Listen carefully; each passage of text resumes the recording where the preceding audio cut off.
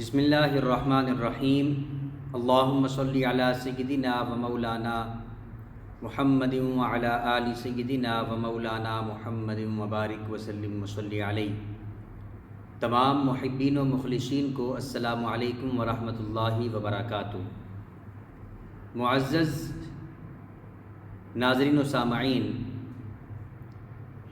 موجودہ زمانے میں ہم میں سے ہر ایک کی زندگی بے سکونی اور بے اطمینانی کا شکار ہے۔ جس کو بھی دیکھ لو ہر بندہ پریشان ہے، ہر بندہ بے چین اور بے سکون ہے۔ بے سکونی اور بے چینی کے آثار ہر ایک کے چہرے پر نمایاں نظر آتے ہیں، اور ہم ایک دوسرے کے سامنے اپنی اس بے چینی، بے سکونی اور بے اطمینانی کا اور پریشان حال زندگی کا شکوہ بھی کرتے رہتے ہیں۔ یہ معاملہ ہر انسان کے ساتھ ہے، چاہے وہ مالدار ہے یا غریب ہے، بادشاہ ہے یا فقیر ہے، وہ تاجر ہے یا کوئی مزدور پیشہ فرد ہے، مالک ہے یا ملازم ہے۔ جس سے بھی بات کر کے دیکھ لو ہر بندہ پریشان ہے، اور ہر ایک کی زندگی پریشانی کا شکار ہے۔ اس کی وجہ کیا ہے میرے دوستو؟ اس کی وجہ قرآن ہمیں بتاتا ہے۔ اللہ جل شانہ نے سورہ طٰہٰ میں ارشاد فرمایا، وَمَنْ أَعْرَضَ عَنْ ذِكْرِي، کہ جو شخص میری یاد سے اور میری نصیحت سے روگردانی کرے گا، جو شخص میری نصیحت سے منہ موڑے گا، فَإِنَّ لَهُ مَعِيشَةً ضَنْكَا، تو اس کی زندگی بے سکونی اور بے اطمینانی کا شکار ہو جائے گی۔ پھر چاہے اس کے پاس عیش و عشرت کے اور راحت و آرام کے کتنے ہی اسباب مہیا اور میسر کیوں نہ ہوں،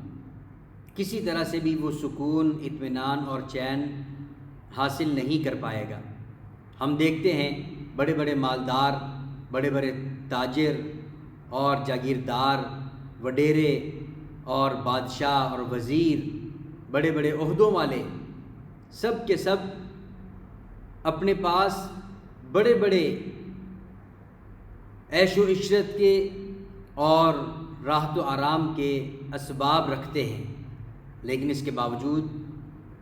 ہمارا مشاہدہ ہے، ہم میں سے ہر ایک اس بات کو جانتا ہے کہ وہ لوگ پریشان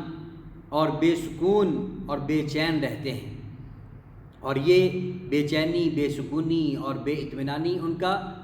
مقدر بن چکی ہے، ان کی زندگی کا حصہ بن چکی ہے۔ اور اسی طرح غریب ہیں، نادار ہیں، ان کا بھی یہی حال ہے، پریشانی کا شکار ہیں، بے چینی اور بے سکونی کا شکار ہیں۔ آخر وجہ اس کی کیا ہے؟ وجہ یہی ہے جو اللہ جل شانہ نے قرآن میں بیان فرمائی، وَمَنْ أَعْرَضَ عَنْ ذِكْرِي فَإِنَّ لَهُ مَعِيشَةً ضَنْكَا، کہ جو اللہ رب العزت کے احکام سے، اللہ رب العزت کی طرف سے بھیجی گئی نصیحت سے، اللہ کی طرف سے بھیجے گئے پیغام سے منہ موڑے گا، اعراض کرے گا، اور اس کے احکامات کو پس پش ڈال کر اپنی مرضی کے مطابق زندگی گزارنے کی کوشش کرے گا، وہ پریشان ہوگا، وہ بے چین، بے سکون اور بے اطمینان ہوگا۔ اور پھر آگے اللہ جل شانہ نے ارشاد فرمایا، وَنَحْشُرُهُ يَوْمَ الْقِيَامَةِ أَعْمَى، کہ دنیا کی زندگی میں تو اس کی سزا یہ ہوگی کہ ہم اس کی زندگی سے چین، سکون اور اطمینان چھین لیں گے، لیکن اس کے ساتھ ساتھ آخرت کی سزا یہ ہوگی کہ وَنَحْشُرُهُ يَوْمَ الْقِيَامَةِ أَعْمَى، ہم اس کو قیامت کے دن اندھا کر کے اٹھائیں گے، اور جب اندھا کر کے اس کو اٹھایا جائے گا، قالا، تو وہ اللہ کی بارگاہ میں عرض کرے گا، رب لم حشرتنی اعمیٰ، اے میرے پروردگار تو نے مجھے اندھا کر کے کیوں اٹھایا، وقد کنت بصیرا، جبکہ میں تو دیکھنے والا تھا، میری آنکھیں بالکل ٹھیک ٹھاک تھیں، میں صحیح سلامت تھا، پھر تو نے مجھے اندھا کر کے کیوں اٹھایا؟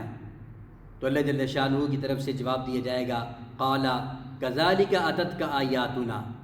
اللہ رب العزت فرمائیں گے کہ اسی طرح تیرے پاس ہماری آیات پہنچی تھیں، ہمارے احکام تجھ تک پہنچے تھے، ہماری نصیحت کی باتیں تم تک پہنچی تھیں، فنسیتہا، تم نے ہماری ان آیات کو فراموش کر دیا، ہماری نصیحت کو فراموش کر دیا، ہمارے احکام کو بالائے طاق رکھ دیا، پس پش ڈال دیا۔ تو جس طرح تو نے ہماری آیات کو فراموش کر دیا، ہمارے احکام کو فراموش کر دیا، ہماری نصیحتوں کو فراموش کر دیا، وَكَذَلِكَ الْيَوْمَ تُنْسَىٰ، اسی طرح آج ہم نے تجھے بھی فراموش کر دیا۔ تو میرے دوستو، اگر ہم یہ چاہتے ہیں کہ اللہ ہمیں فراموش نہ کرے، اللہ ہماری زندگی سے چین، اطمینان اور سکون نہ چھینے، اللہ ہماری زندگی کو ہمارے لیے عذاب نہ بنائے، تو پھر ہمیں چاہیے کہ ہم اللہ رب العزت کی طرف سے آنے والی نصیحت اور اس کے احکام اور اس کی آیات کو سینے سے لگا لیں۔ جو طرز زندگی اللہ نے ہمیں دیا ہے، اللہ نے ہمیں بتایا ہے، لَقَدْ كَانَ لَكُمْ فِي رَسُولِ اللَّهِ أُسْوَةٌ حَسَنَةٌ، بس یہ بہترین طرز زندگی ہے جو اللہ کے ہاں معیار ہے، جو اللہ کو ہماری طرف سے مطلوب ہے۔ بس اگر ہم نے اس چیز کو سمجھ لیا، اپنی زندگی کو اللہ رب العزت کے احکامات کے تابع کر لیا، حضور رحمت دو عالم صلی اللہ علیہ وآلہ وسلم کی سنتوں کے مطابق اپنی زندگی کو ڈھال لیا، اپنی زندگی کے تمام معاملات کو، چاہے وہ خوشی کے معاملات ہوں یا غمی کے معاملات ہوں، کاروباری معاملات ہوں، لین دین کے معاملات ہوں، کوئی بھی معاملات ہوں، سارے معاملات کو اگر ہم نے رسول اللہ صلی اللہ علیہ وآلہ وسلم کی سنتوں کے تابع کر لیا، اللہ رب العزت کے احکامات کے تابع کر لیا، تو پھر ہمیں